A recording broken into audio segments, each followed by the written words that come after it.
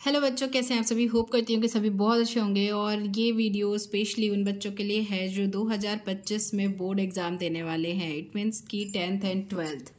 तो भैया board exam आपको देना है और आप अगर ये वीडियो देखने आए हैं और इसका मतलब यही है सीधा सीधा कि अभी तक आपकी तैयारी अच्छे से कह लीजिए नहीं हुई है या बिल्कुल भी नहीं हुई है, या फिर पढ़ भी रहे होंगे तो लग रहा होगा कि अरे यार एग्ज़ाम में क्या होगा, कैसे नंबर आएंगे वगैरह वगैरह, मतलब डर लग रहा होगा। और कुछ ऐसे होंगे जो बिल्कुल भी नहीं पढ़े होंगे। तो आप कैसे पढ़े, जनवरी से आप पढ़कर बोर्ड परीक्षा 2025 की तैयारी कैसे कर सकते हैं। तो ये है वीडियो 10th और 12th, ये दोनों बोर्ड एग्ज़ाम वाले हैं। तो आप 2025 से तैयारी कैसे करें, तो आप देखते हैं आगे। मैं आपको बताती हूँ कि आप कैसे तैयारी करेंगे। जनवरी से का मतलब ही यही है कि भाई जनवरी फरवरी में तो एग्ज़ाम ही है आपका, ठीक है। तो जनवरी में ही आपको पढ़ना है टोटल। फरवरी में तो गिने चुने कुछ दिन रह गए होंगे जिनमें आपको सिर्फ और सिर्फ रिवीजन करना है। तो जनवरी में आप पढ़कर कैसे तैयारी कर लेंगे और आपको कितने परसेंटेज लाने हैं। आपको 80 किसी को लाने हैं, किसी को 85% भी लाने हैं, किसी को वो लग रहा है कि यार मैं तो 90 लेके आऊँ, या उसके मम्मी पापा को उम्मीद होगी कि 90%, और किसी किसी का पास होना भी मुश्किल होगा। बहुत सारे कैटेगरी के बच्चे होते हैं, ठीक है। तो ऐसे भी है, लेकिन मैं आपको बताऊंगी अगर जिनकी तैयारी थोड़ी बहुत हुई है तो उनके तो ऑब्वियसली 80% आने के चांसेस रहेंगे, बट जिनकी बिल्कुल भी तैयारी नहीं हुई है उनके भी 70-75 के अप्रॉक्स आ ही जाएंगे। चलिए देखते हैं कैसे आप पढ़ेंगे। तो वैसे छात्र जो अभी तक कुछ भी नहीं पढ़े हैं, कुछ भी नहीं मतलब या तो किसी के घर के काम में या फिर कुछ और चीज़ों में फंसे हुए होंगे, या फिर कई लोग तो सोशल मीडिया और ये सब में ही लगे रहते हैं, तो उनकी भी तैयारी नहीं हुई रहती है। अब लास्ट के महीने में सोचते हैं कि कुछ ट्रिक पता चल जाए जिससे कि हम पास हो जाएं और हमारे नंबर अच्छे आ जाएं। तो ये वीडियो किन ऐसे छात्रों के लिए भी है जो छात्र अभी तक कुछ भी नहीं पढ़े हैं, ठीक है। तो उनको भी पास होने से अब क्या कोई भी नहीं रोक सकता, कोई नहीं रोक सकता है, ठीक है। तो 95% चाहिए तो वीडियो को पूरा देखें। 95% उन्हीं लोगों का आ सकता है। देखिए मैं झूठ नहीं कह सकती आपसे कि आपने बिल्कुल भी नहीं पढ़ा है और आप एक महीने में 95% लेकर आएंगे। चांसेस है, क्योंकि असंभव तो कुछ भी नहीं होता है। चांसेस इस बात के भी हैं कि अगर आपने कुछ भी नहीं पढ़ा है तो भी आप 95% ला सकते हैं। अगर अभी से आप पढ़ना सिंसियरली चालू कर दें, मतलब सारी चीज़ों को छोड़ दें, बिल्कुल एक मिनट वेस्ट ना करें, तो आपका 95% आ सकता है एक महीने में भी। मैं ये बिल्कुल नहीं कहूँगी कि नहीं आ सकता, लेकिन अगर आप कैजुअली पढ़ेंगे, जैसे रोज दिन भर में हाँ हर एक सब्जेक्ट थोड़ा थोड़ा पढ़ लिया, ऐसे पढ़ लिया, तो फिर 95% थोड़ा मुश्किल हो जाता है। कि अगर आप बिल्कुल अभी तक नहीं पढ़े हैं तो आप ये 95 कैसे सोच सकते हैं। लेकिन हाँ, कहते हैं कि सोचना हमेशा बड़ा चाहिए, तब जाके वहाँ तक एटलीस्ट पहुंच सकता है इंसान। मतलब अगर आप 95 सोचेंगे तब जाके आप 80-85 तक भी पहुंच पाएंगे। तो आपको सोचना तो यही है भैया कि मुझे कितना चाहिए, 95% चाहिए। अब हम आगे बढ़ते हैं कि आपको मतलब किन किन चीज़ों का इसमें ध्यान रखना है। तो आपको ध्यान रखना है, ध्यान रखिए किन किन बातों का, कि बोर्ड परीक्षा में कॉपी में आंसर कैसे लिखें। सबसे इंपॉर्टेंट होता है बोर्ड परीक्षा में आपका कॉपी में आंसर लिखने का एक तरीका। आपको कुछ भी नहीं आता है, मान लीजिए आपको मतलब कोई क्वेश्चंस का कुछ क्वेश्चन है जिनके बारे में आप कुछ भी नहीं जानते। मान लीजिए ये देखिए, मैं आपको एक पेपर के थ्रू बताती हूँ। जैसे ये इंग्लिश का पेपर है, आप देख रहे होंगे, ये आपका अनसीन पैसेज है, आपने बिल्कुल पढ़ा नहीं है, आपको बिल्कुल कुछ नहीं आता। ये क्वेश्चंस आपके, ये पेपर मैं आपको सॉल्व करवा दूंगी क्योंकि ये आपका एक मॉडल पेपर है। तो इंग्लिश का पेपर है ये पूरा पैराग्राफ है, आपको लिखना है। तो आप मॉडल पे इसमें जो है, इसमें आपको पता है कि इंग्लिश में तो बहुत बहुत ज़्यादा इजी होता है मार्क्स गेन करना और मतलब लिख लेना। आपको एक भी क्वेश्चन छोड़ना नहीं है, सारा करना है, और बहुत इजी वे है इसको सब करने का, ठीक है। बहुत ज़्यादा इजी वे, ये आप देख सकते हैं, ये पूरा पेपर है मेरे पास, ये मैं आपको पूरा सॉल्व करवा दूंगी। इस तरीके से आपका पूरा पेपर जो है आने वाला है। हो सकता है कि इनमें से भी आपके कुछ क्वेश्चन फंस जाए। तो ये सारा आपका इंग्लिश का पेपर आपको मैं जो दिखा रही हूँ वो पेपर आपका इंग्लिश का है, ठीक है। ये फ्लेमिंगो से है, देखिए क्वेश्चन। तो ये पूरा पेपर है। तो मैं आपको बता दूं कि बोर्ड परीक्षा में आपको कॉपी में आंसर लिखने का जो तरीका होता है ना, जैसे कुछ क्वेश्चन के आंसर नहीं भी आते हैं ना, तो आपको उसको छोड़ना नहीं है। उसका भी एक तरीका होता है लिखने का, कि उसमें भी जो क्वेश्चन बिल्कुल भी नहीं आता उसमें भी आपको कम से कम 2-3 नंबर ले लेना है। अब वो कैसे लेना है वो मैं आपको बताऊंगी बाद में, ठीक है। तो जिन जिन लोगों को ये जानना है कि भाई आपको जिस क्वेश्चन का आंसर बिल्कुल भी ना आता हो उसमें आप नंबर कैसे लें, तो वो मुझे कमेंट जरूर करेंगे, ठीक है। तो कमेंट कीजिएगा, ज़्यादा से ज़्यादा कमेंट आएगा तो मैं जरूर वीडियो लेकर आऊँगी कि अगर जिन क्वेश्चन का आंसर आपको बिल्कुल भी नहीं आता, एग्जाम में वो क्वेश्चन आ जाए तो आप उसमें भी जैसे 4 नंबर का क्वेश्चन है तो 2 नंबर तो मिलना ही मिलना है, कैसे आप लेंगे, ठीक है। चलिए बढ़ते आगे की तरफ। लॉन्ग क्वेश्चन आंसर जल्दी कैसे याद करें, ये भी एक ट्रिक है। मतलब लॉन्ग जो क्वेश्चंस होते हैं उनके आंसर आप जल्दी से जल्दी कैसे याद करेंगे, या उनको लिखने का एक तरीका होता है आपको, कि मान लीजिए आपको याद नहीं हो रहा है तो आप कैसे याद करेंगे, याद करने का भी एक तरीका होता है।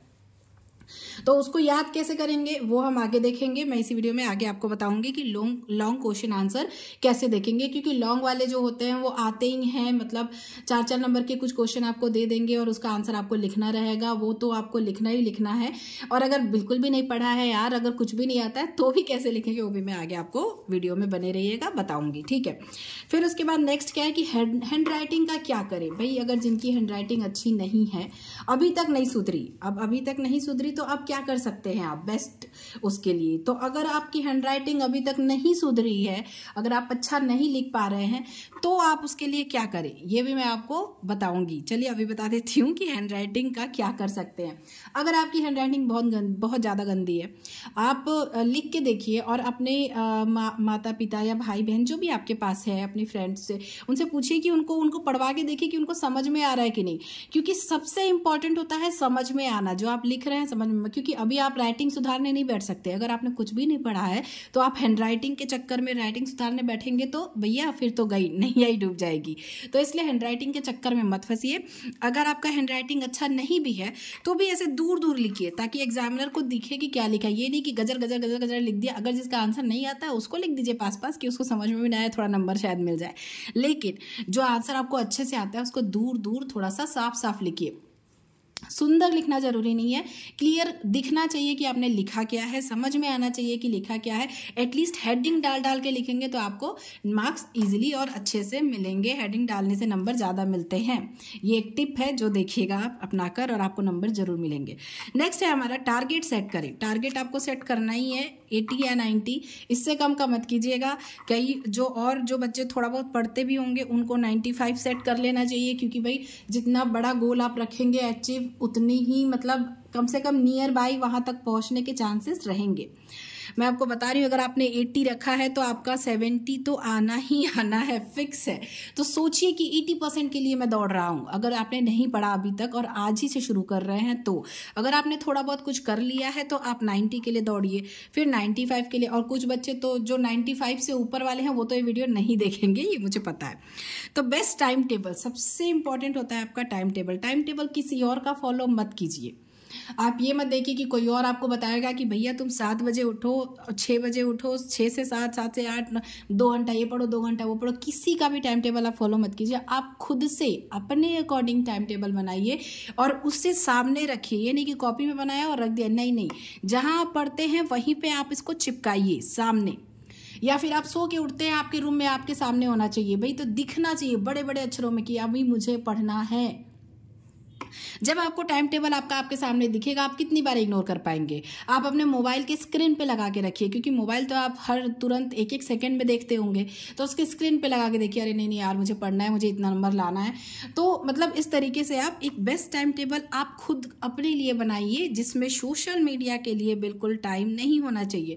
ज़्यादा से ज़्यादा आप 1 आवर रख सकते हैं, या फिर मतलब अभी भी, क्योंकि 1 महीना बच गया है, और अगर मैं आपको 1 आवर के लिए बोल रही हूँ तो ये बहुत ज़्यादा है। इसी में आपको वॉकिंग भी करनी है ताकि आपका दिमाग शांत रहे, या आप टीवी देख सकते हैं जो भी आपको देखना हो, या फिर आप मोबाइल में रील्स वगैरह देख के भी अपना मूड सही कर सकते हैं। तो इस तरीके से बहुत सारी ट्रिक्स हैं, तरीके हैं जिनसे आप ये कर सकते हैं। अब मैं आपको बताती हूँ कि और क्या करना है आपको। और आपको करना है पिछले 5 ईयर्स के पेपर 2020 से लेके 2024 तक का आपका जितना क्वेश्चन पेपर है सारे सब्जेक्ट का उठाइए और कर डालिए। 1 महीने में आप इजीली बहुत ज़्यादा, एक दिन के लिए रखिए 2020, 2021, 2022, 23, 24 पूरा कर डालिए। मतलब आप इसका एम रखिए कि 1 हफ्ते के अंदर आप ये पूरा रट ही डालेंगे, और बिल्कुल इधर उधर टाइम वेस्ट नहीं करते हुए आप इतना कर लेंगे, तो आपको देखिएगा कि एक कॉन्फिडेंस आपका इतना ऊपर पहुंच जाएगा कि आपको लगेगा ही नहीं कि अब तो आपको आपके सामने कुछ भी आए आप लिख ही लेंगे।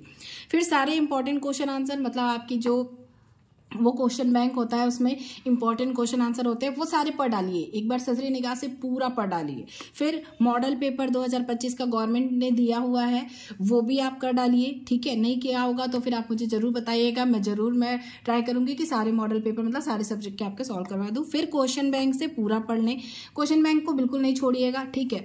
अब लॉन्ग क्वेश्चन को याद करने का ट्रिक, लॉन्ग क्वेश्चन को याद करने का ट्रिक क्या है? तो लॉन्ग क्वेश्चन जो होते हैं उनको आप पहले मतलब अगर यहाँ से यहाँ तक है तो इनको टुकड़ों में करिए, ठीक है। एक टुकड़ा याद किया फिर उसको लिखा, दूसरा टुकड़ा याद किया फिर लिखा, फिर तीसरा, फिर चौथा, ऐसे। और आपको लिख के देखना है, बिना लिखे कुछ नहीं होगा। आप उसको कहानी की तरह पढ़ लीजिए, सॉरी कहानी की तरह पढ़ लीजिए और उसको अपने शब्दों में लिखिए, रटिए मत। और मैं आपको एक लॉन्ग आंसर लिख के भी मतलब कुछ बता दूंगी, कुछ जो और भी चैप्टर्स है उसके जो लॉन्ग आंसर्स है वो लिख के बता दूंगी कि कैसे किस तरीके से आपको लिखना है, उसकी अलग से वीडियो लेकर आऊँगी। वीडियो इस तरीके से आप लिखेंगे और इसके बाद इतना करने के बाद आप एग्ज़ाम में काफ़ी कुछ कर पाएंगे, ठीक है। तो आप एक महीने का पूरा जनवरी महीने का पूरा हमने वो देख लिया कि आपको किस तरीके से करना है। वीडियो पसंद आई होगी, हेल्पफुल लगी होगी तो वीडियो को लाइक कीजिएगा, शेयर कीजिएगा। चैनल पर नए हैं सो प्लीज चैनल को सब्सक्राइब कर लीजिएगा। मैं मिलूंगी आप लोगों से अपनी अगली वीडियो में, तब तक के लिए bye bye, take care and thank you so much for watching. Thank you, all the best.